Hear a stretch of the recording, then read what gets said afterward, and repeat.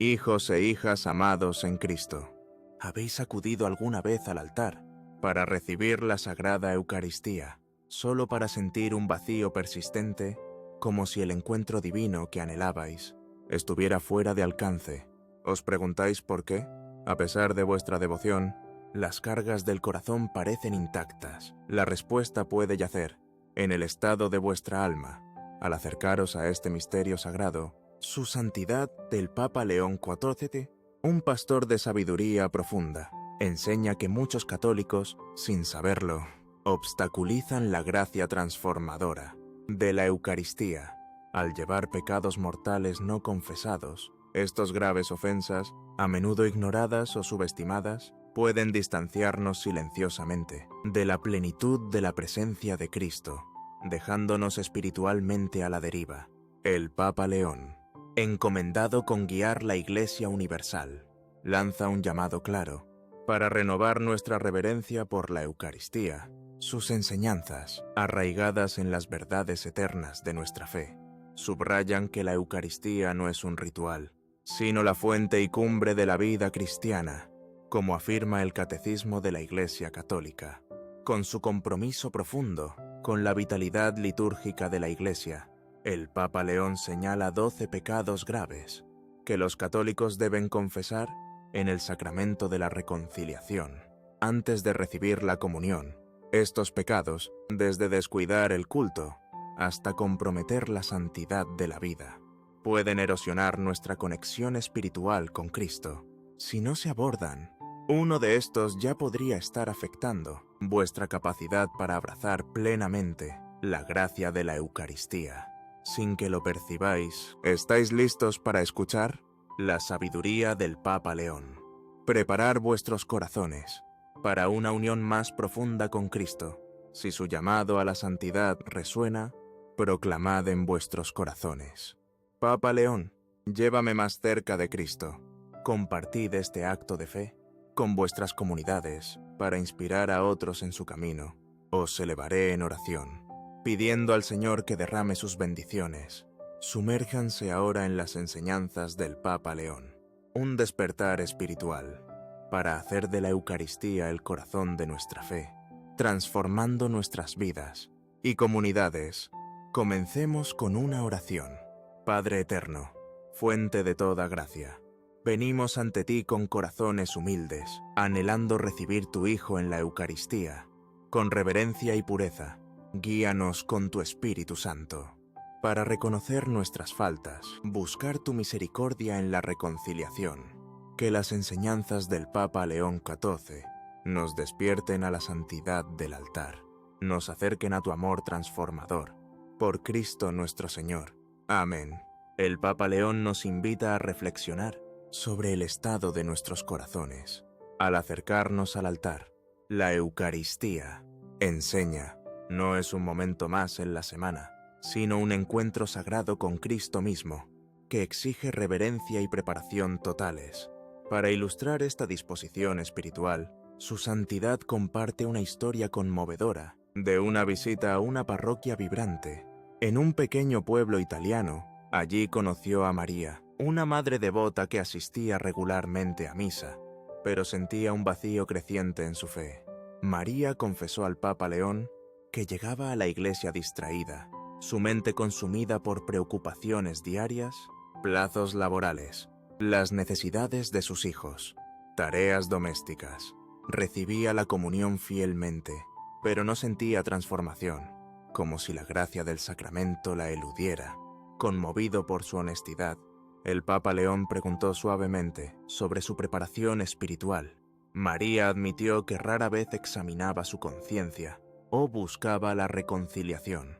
Suponiendo que su asistencia era suficiente, tras seguir su consejo de acercarse a la Eucaristía con un corazón purificado, María experimentó un cambio profundo. Las cargas que la agobiaban comenzaron a aliviarse. Sus oraciones cobraron vida. Encontró una paz que irradió a su familia. ¿Fue esto un cambio de perspectiva?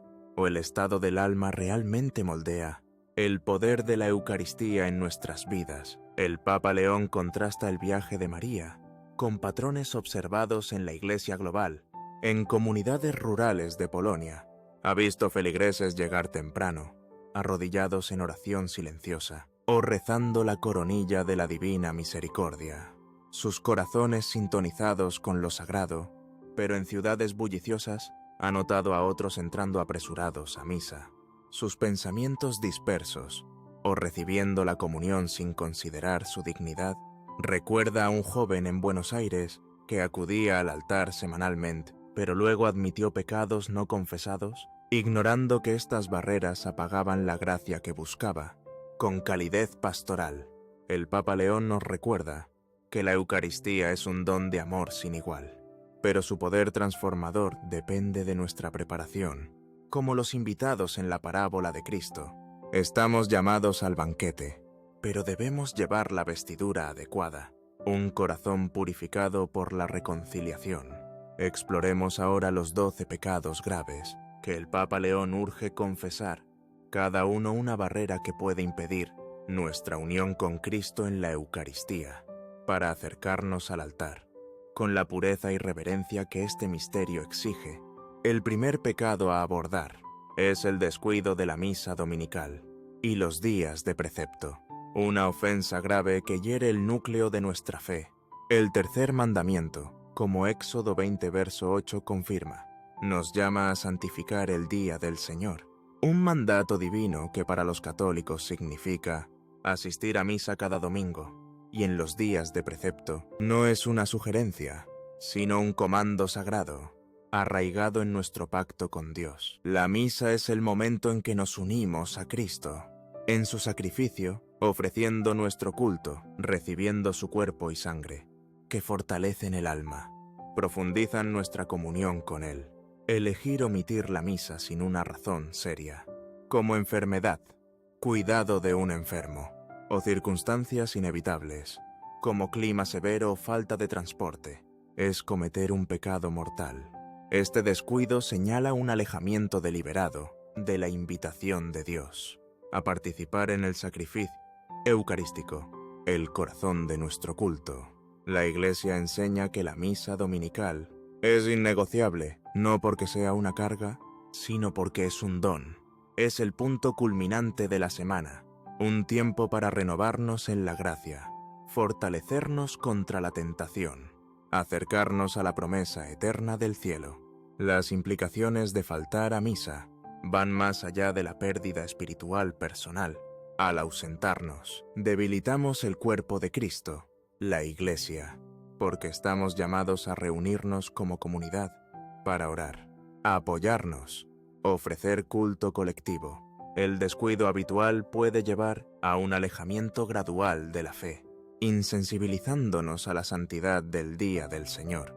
Puede empezar con una misa perdida, tal vez por pereza o prioridades competidoras, pero con el tiempo esto puede erosionar nuestra base espiritual, haciéndonos más vulnerables a otros pecados. La belleza de la Eucaristía radica en su poder para transformarnos. Cada vez que recibimos el cuerpo y sangre de Cristo, somos llenados con gracia, que nos empodera para vivir como discípulos.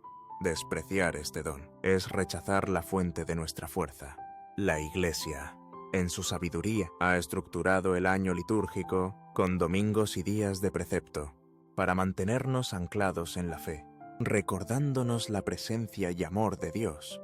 Faltar a misa interrumpe este ritmo, dejándonos a la deriva espiritualmente. El remedio comienza con un compromiso renovado para priorizar la misa, reconociéndola como la piedra angular de nuestras vidas. Si circunstancias genuinas impiden asistir, podemos honrar el domingo con oración, leyendo las escrituras del día, o viendo una misa televisada, aunque no sustituyen la presencia física, cuando sea posible. Para quienes han caído en el hábito de faltar, el camino es el sacramento de la reconciliación. Confesad este pecado con sinceridad, resolved hacer del culto dominical el centro. Abrid el corazón al poder transformador de la Eucaristía, que os acerca a Cristo. En una parroquia en Colombia, conocí a José, que había descuidado la misa por trabajo. Tras confesar y volver al culto, encontró paz. Dijo: la Eucaristía renovó mi fe. El segundo pecado es la inmoralidad sexual, que incluye fornicación, adulterio, pornografía, masturbación. Todos distorsionan el diseño de Dios para la sexualidad. San Pablo advierte en 1 Corintios 6, verso 18: «Huid de la inmoralidad sexual. Todo pecado que cometa el hombre es fuera del cuerpo, pero el que fornica contra su propio cuerpo peca». Estos pecados son graves porque abusan del don sagrado de la sexualidad, destinado como expresión de amor y vida. Dentro del matrimonio, cuando participamos en sexo premarital, adulterio u otros actos que violan la castidad, dañamos nuestra relación con Dios, nuestra dignidad, el bienestar de otros. En el mundo actual, la inmoralidad sexual es omnipresente, alimentada por medios, cultura, normas que normalizan conductas contrarias al plan de Dios. El sexo premarital trata un acto profundo de unión como algo casual. Ignorando el compromiso sagrado del matrimonio, el adulterio traiciona los votos ante Dios, hiere al cónyuge, fractura familias. La pornografía, alarmantemente accesible, cosifica a las personas, distorsiona relaciones, esclaviza a los espectadores al deseo. La masturbación, vista como inofensiva, vuelve la sexualidad hacia adentro, separándola de su propósito de amor mutuo y apertura a la vida. Estos pecados tienen efectos amplios, dañan relaciones, erosionan la confianza, debilitan la vitalidad espiritual. Pueden atraparnos en ciclos de culpa, vergüenza, más pecado, insensibilizándonos al llamado de Dios a la pureza. La pornografía no solo daña al espectador, sino que perpetúa una industria que explota la dignidad humana. El adulterio puede destruir familias, dejando heridas en cónyuges e hijos. El sexo premarital lleva a menudo a dolor emocional, relaciones rotas, consecuencias imprevistas. Sin embargo, la Iglesia ofrece esperanza. La castidad no es un ideal imposible, sino una virtud alcanzable. Con la gracia de Dios, la oración, los sacramentos, la Eucaristía nos fortalece para resistir la tentación. La reconciliación nos restaura al caer. Superar la inmoralidad sexual requiere honestidad en la confesión. Pasos prácticos incluyen evitar desencadenantes, buscar responsabilidad mediante dirección espiritual, cultivar una vida de oración centrada en la pureza. El camino a la castidad es desafiante, en un mundo que se burla de la pureza, pero es un sendero a la libertad verdadera. La misericordia de Dios supera cualquier falta. Las enseñanzas de la Iglesia sobre sexualidad buscan liberar, guiándonos hacia relaciones que reflejan su amor. Al confesar estos pecados y resolver vivir según el diseño de Dios, preparamos nuestros corazones para recibir la Eucaristía dignamente, uniéndonos a Cristo, que nos llama a la santidad. En España, conocí a Sofía, que luchó con la pornografía. Tras confesar y buscar ayuda, encontró libertad. Dijo: «La Eucaristía me dio fuerza». El tercer pecado es el uso de anticonceptivos artificiales, una ofensa grave que contradice el plan de Dios para el matrimonio. La Iglesia enseña que cada acto marital debe estar abierto a la vida, como articula Humanae Vitae. La anticoncepción interrumpe esta apertura sagrada. Trata el don de la fertilidad como obstáculo. En lugar de bendición, el matrimonio es un pacto diseñado para reflejar el amor creador de Dios. Cada acto de amor entre cónyuges debe ordenarse a la unidad y procreación, como Dios quiso. En una cultura que ve la anticoncepción como necesidad, esta enseñanza parece contracultural, pero está arraigada en el respeto profundo por la dignidad humana y el diseño de Dios. La anticoncepción separa los aspectos unitivo y procreativo del amor marital, arriesga reducir al cónyuge a objeto de placer, socava la entrega total que exige el matrimonio, puede fomentar una mentalidad que prioriza la conveniencia personal sobre la voluntad de Dios, erosionando la base espiritual del matrimonio. Las consecuencias de este pecado no son solo personales, sino sociales. Al rechazar la apertura a la vida, las parejas contribuyen a una cultura que devalúa la familia y los hijos. Con el tiempo, el uso habitual de anticonceptivos puede insensibilizar a las parejas a la santidad de su vocación matrimonial, llevando a una desconexión espiritual.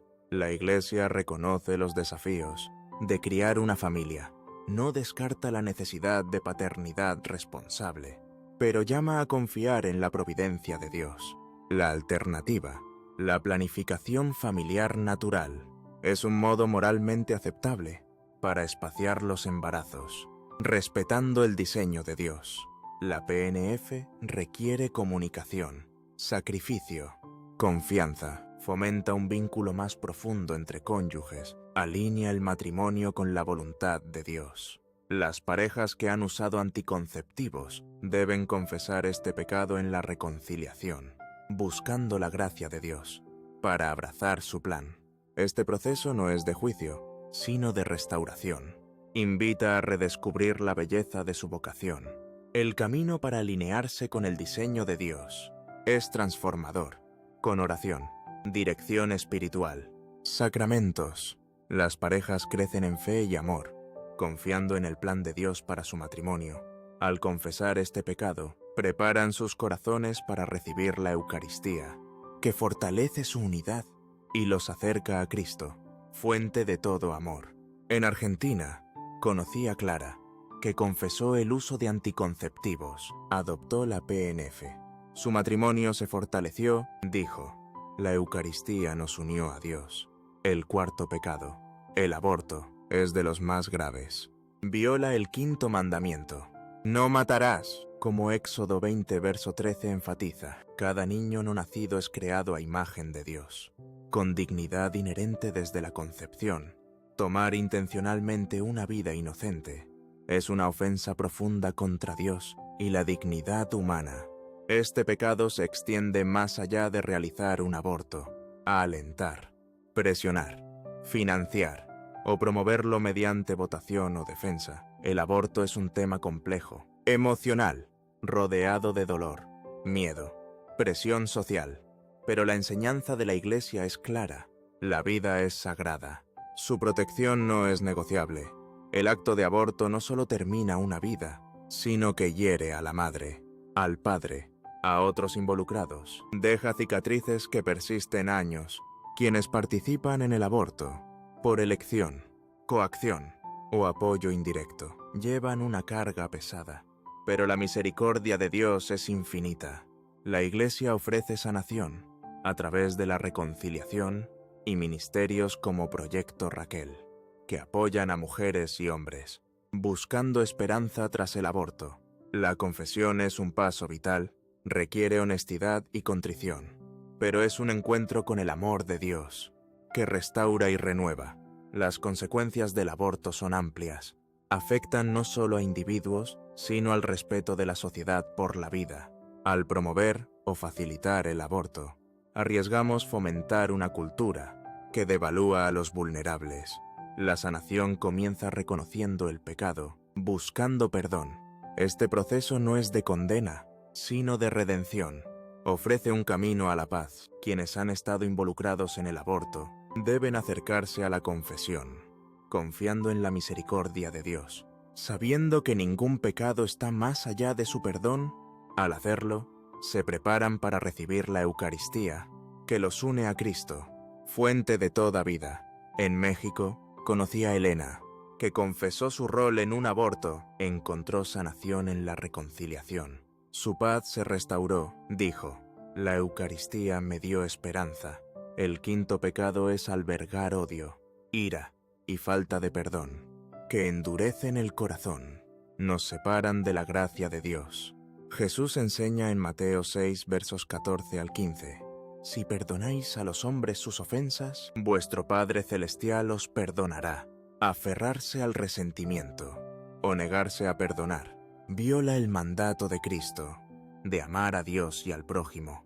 Crea barreras al crecimiento espiritual y a la comunión con Él. La falta de perdón a menudo surge de heridas profundas, traición, injusticia, abuso. pero aferrarse a la ira solo agrava el dolor. Puede llevar a amargura, aislamiento, daño físico o emocional. El odio, cuando se nutre, deshumaniza a otros, nos ciega a su dignidad como hijos de Dios.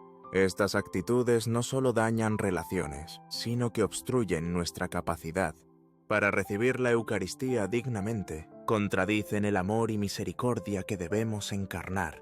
El perdón no excusa el mal, ni niega el dolor. Es liberarnos de las cadenas del resentimiento.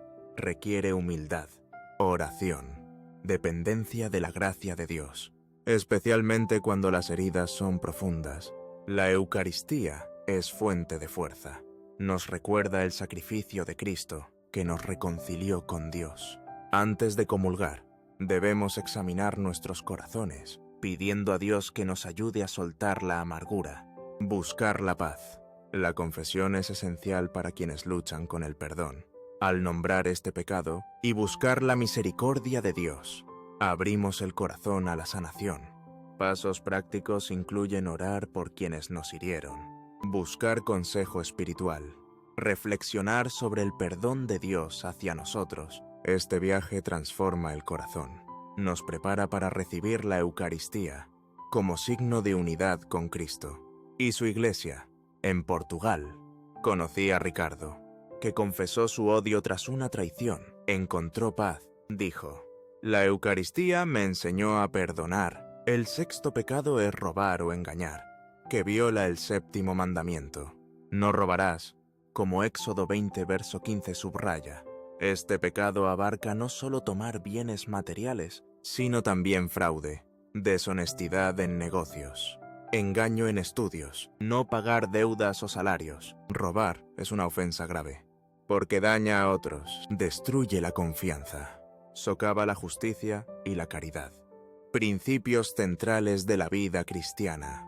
El robo puede tomar muchas formas: hurto en tiendas, malversación, tomar crédito por el trabajo ajeno, el engaño, ya sea en exámenes o tratos profesionales, engaña a otros, erosiona la integridad. Estos actos a menudo surgen de codicia, envidia, falta de confianza en la providencia de Dios. Llevan a priorizar la ganancia personal sobre el bien común. El daño se extiende más allá de la víctima inmediata, debilitando los lazos comunitarios, fomentando desconfianza. La gravedad de este pecado radica en su traición al llamado de Dios a amar al prójimo. Cuando robamos o engañamos, privamos a otros de lo que es suyo, ya sea propiedad, oportunidad, justicia. Esto tiene consecuencias duraderas, especialmente para los vulnerables, como trabajadores sin salario justo o comunidades afectadas por fraude. El robo habitual puede insensibilizarnos a la justicia, facilitando justificar más males. La restitución es parte clave para abordar este pecado. Más allá de confesar en la reconciliación, debemos reparar devolviendo bienes robados, pagando deudas, corrigiendo acciones deshonestas. Este proceso requiere humildad, coraje, pero restaura la justicia. Prepara el corazón para la Eucaristía. Pasos prácticos incluyen cultivar gratitud, confiar en la provisión de Dios, buscar responsabilidad para evitar tentaciones. La confesión limpia este pecado, permite acercarse al altar con integridad. La Eucaristía nos fortalece para vivir justamente, reflejando el amor de Cristo en nuestras acciones. En Chile, conocí a Pedro, que confesó haber robado en su trabajo, hizo restitución, encontró paz. Dijo: «La Eucaristía me dio un nuevo comienzo». El séptimo pecado es la blasfemia, y tomar el nombre del Señor en vano viola el segundo mandamiento. Como Éxodo 20, verso 7 destaca, incluye burlarse de Dios, santos, objetos sagrados, maldecir usando el nombre de Dios, hablar irreverentemente de la Iglesia, de modo que desvía a otros. Estos actos deshonran la santidad de Dios, debilitan nuestra relación con Él. La blasfemia es grave, porque ataca directamente la reverencia debida a Dios. En un mundo donde la irreverencia es común, Usar el nombre de Dios como maldición o burlarse de realidades sagradas puede volverse habitual, insensibilizándonos a su majestad. Tales acciones no solo ofenden a Dios, sino que escandalizan a otros, pueden debilitar su fe. Hablar contra la Iglesia con intención de dañar su testimonio es igualmente serio. Socava el cuerpo de Cristo. Este pecado a menudo surge de ira, ignorancia, falta de asombro por Dios. Pero la reverencia es el núcleo de nuestra fe. Moldea cómo hablamos, actuamos, la Eucaristía, como expresión última de la presencia de Dios. Nos llama a acercarnos con respeto, que comienza con honrar su nombre, y realidades sagradas en la vida diaria. La confesión es el camino a la sanación. Reconociendo este pecado, expresando contrición, buscamos la misericordia de Dios, comprometemos a hablar con reverencia. Pasos prácticos incluyen cultivar un habla orante, evitar entornos que normalizan la blasfemia, reflexionar sobre la santidad de Dios. La Eucaristía nos fortalece para vivir con asombro, preparándonos para recibir a Cristo, con un corazón lleno de amor y respeto. En Brasil, conocí a Julia, que confesó su irreverencia, cambió su habla, encontró gozo, dijo: la Eucaristía me enseñó reverencia. El octavo pecado es participar en prácticas ocultas, como consultar médiums, cartas de tarot, horóscopos, o involucrarse en brujería, supersticiones. Viola el primer mandamiento: no tendrás dioses ajenos delante de mí. Como Éxodo 20, verso 3 enfatiza, al recurrir a estas prácticas, ponemos confianza en poderes fuera de Dios, abriendo la puerta al daño espiritual, alejándonos de la fe. Las prácticas ocultas se presentan como inofensivas o entretenidas, pero contradicen nuestro llamado a depender solo de Dios. Buscar guía en medios u horóscopos refleja falta de confianza en su providencia. La brujería y supersticiones elevan cosas creadas sobre el Creador. Estas acciones erosionan la fe, crean una falsa sensación de control, que compite con la soberanía de Dios. Los peligros espirituales son reales. El involucramiento oculto puede llevar a confusión, miedo, incluso opresión. Invita influencias contrarias al amor de Dios. Para los católicos, nuestra confianza debe descansar en Dios, a través de la oración, la escritura, los sacramentos. La Eucaristía es el signo último de la presencia de Dios. Nos ofrece seguridad y guía verdaderas. La confesión es esencial para quienes han participado en estas prácticas, renunciándolas, buscando la misericordia de Dios. Restauramos nuestra relación con Él. Pasos prácticos incluyen deshacerse de materiales ocultos, profundizar la vida de oración, buscar dirección espiritual para fortalecer la fe. Al confesar este pecado, nos preparamos para recibir la Eucaristía, que nos ancla en la verdad y amor de Dios. En Argentina, conocí a Lucas, que confesó consultar horóscopos, renunció a ellos, encontró claridad.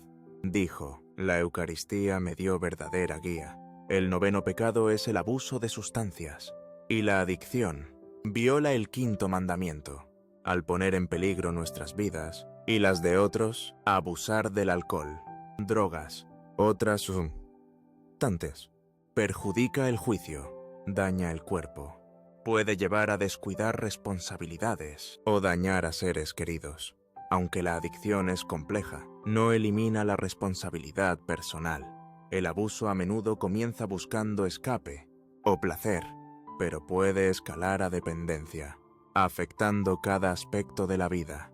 Daña no solo al individuo, sino a familias, comunidades, sociedad. Como se ve en relaciones rotas, ruina financiera, accidentes por juicio afectado. Cuando el abuso lleva a otros pecados, como violencia o negligencia, su gravedad aumenta. La Iglesia ofrece esperanza a través de la reconciliación, animando a los que luchan a confesar, buscar la misericordia de Dios. La ayuda profesional, programas de recuperación, grupos de apoyo son vitales. Junto con la oración y los sacramentos, la Eucaristía da fuerza para vencer la tentación. Nos recuerda la victoria de Cristo sobre el pecado y la muerte. La confesión requiere honestidad. Sobre la extensión del abuso y compromiso para cambiar. Pasos prácticos incluyen buscar tratamiento, evitar desencadenantes, construir una red de apoyo. El camino a la recuperación es desafiante, pero posible con la gracia de Dios. Al confesar este pecado, nos preparamos para recibir la Eucaristía, que nutre el alma, restaura nuestra dignidad. En Colombia, conocí a Marta, que confesó su adicción al alcohol, buscó ayuda, encontró sanación. Dijo: la Eucaristía me dio fuerza para cambiar. El 10º pecado es el abandono grave de las responsabilidades familiares. Viola el 4º mandamiento. Honra a tu padre y a tu madre. Como Éxodo 20, verso 12 enfatiza, la familia es la iglesia doméstica. No proveer las necesidades materiales, emocionales, espirituales de los miembros es una ofensa grave. Incluye a padres que descuidan las necesidades básicas de los hijos, cónyuges infieles o abusivos, hijos que faltan al respeto a los padres sin causa justa. La familia es el diseño de Dios para nutrir amor y fe. El abandono, ya sea por deserción, indiferencia, abuso, fractura este vínculo sagrado, daña a los encomendados a nuestro cuidado. La falla de un padre en proveer alimento, refugio, educación, priva a los hijos de seguridad. Las consecuencias son profundas, afectan a individuos y sociedad. Los niños descuidados pueden luchar con confianza o autoestima. Los matrimonios rotos debilitan la base comunitaria. El Catecismo, en el número 2009, extiende este mandamiento a todas las relaciones familiares. Nos llama a amar y proteger a los dados por Dios. La confesión es el primer paso, requiere honestidad, resolución para cambiar. La restitución puede involucrar reparar relaciones, buscar consejería, atender necesidades descuidadas. La Eucaristía nos fortalece para cumplir nuestros deberes, reflejando el amor sacrificial de Cristo. Al confesar este pecado, nos preparamos para comulgar, listos para vivir como fieles administradores de nuestras familias.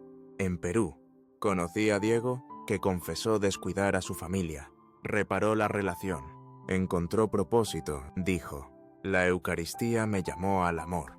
El 11º pecado es la envidia y celos, que llevan acciones graves, como robo, calumnia, daño. Santo Tomás de Aquino identifica la envidia como un pecado capital, porque se opone a la caridad, el amor a Dios y al prójimo. Cuando la envidia nos lleva a destruir el bienestar de otros, es una ofensa grave, destruye relaciones, nos aleja de la santidad. La envidia comienza como tentación interna, pero crece destructiva al actuar, puede llevar a chismes, sabotaje, violencia.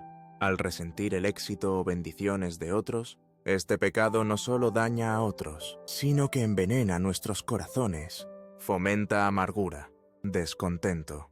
En un mundo que alimenta la comparación, la envidia es una lucha constante, pero Dios nos llama a gozarnos en el bien ajeno. La confesión es necesaria cuando la envidia lleva a daño grave. Reconociendo este pecado, buscando la misericordia de Dios, abrimos el corazón a la caridad. Pasos prácticos incluyen practicar gratitud, orar por aquellos que envidiamos, enfocarnos en el plan único de Dios. La Eucaristía nos recuerda el amor desinteresado de Cristo, nos fortalece para vencer la envidia y recibirlo dignamente. En Chile, conocí a Laura, que confesó su envidia hacia un colega, oró por él, encontró gozo, dijo: la Eucaristía me enseñó a amar. El 12º pecado es no defender la fe, incluyendo apostasía, herejía, escándalo. Los católicos estamos llamados a ser testigos de Cristo, como recuerda el Catecismo en el número 2471. La apostasía, abandonar la fe. La herejía, rechazar doctrinas esenciales. El escándalo, desviar a otros con mal ejemplo. Son pecados graves que socavan nuestra misión. La apostasía es un rechazo completo del cristianismo. La herejía implica negar verdades esenciales, como la divinidad de Cristo. El escándalo, por pecado público o enseñanza falsa, puede hacer dudar o alejar a otros. Estos pecados dañan la Iglesia y nuestras almas nos separan de la gracia de Dios. Las consecuencias son amplias. Un solo acto de escándalo puede debilitar la fe de muchos. La apostasía o herejía corta nuestra comunión con la Iglesia. Pero la misericordia de Dios está disponible. La confesión es el camino a la restauración. Requiere contrición, compromiso renovado con la fe. Pasos prácticos incluyen estudiar las enseñanzas de la Iglesia, buscar guía espiritual, vivir como testigo fiel.